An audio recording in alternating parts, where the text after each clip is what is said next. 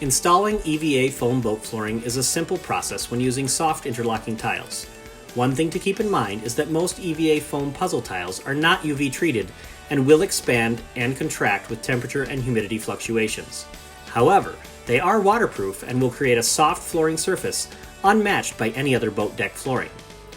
Connecting the tiles is a straightforward process of pushing the puzzle-style interlocks together, following the directional arrows embossed on the underside of the tile, making sure to leave at least 1/4 inch of expansion room around the edges of the floating floor.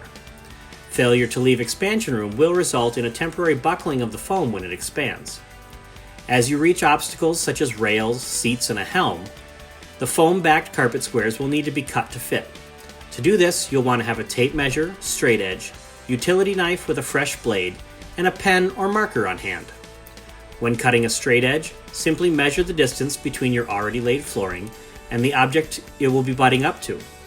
Mark that distance, making sure to plan for the expansion gap on the underside of the tile and double check to make sure the cut will be on the correct side of the tile.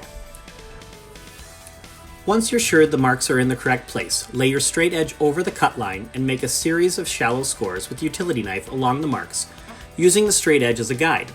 Once you've cut the majority of the way through the foam, fold the tile back, opening the cut, and cut from the inside of the crease on the carpeted side to complete your cut. Then push the custom cut tile into place. If you need to cut rounded edges, such as around the seat base, it's best to remove that object from the boat deck if possible. Lay the tiles in place and then loosely install the obstacle over the tiles so you can mark or stencil in the areas to cut. In this case, the pontoon seat base was bolted down, so the bolts were removed and holes were drilled from the underside of the pontoon to ensure exact placement of the base. The base was then placed over the carpet tiles and bolts were slid into place through the base and the tiles. At that point, you can then trace the outside edge of the base. If you cut at that line, you'll have a snug fit around the base, but you'll want to expand the circle by 1/4 inch to ensure expansion room.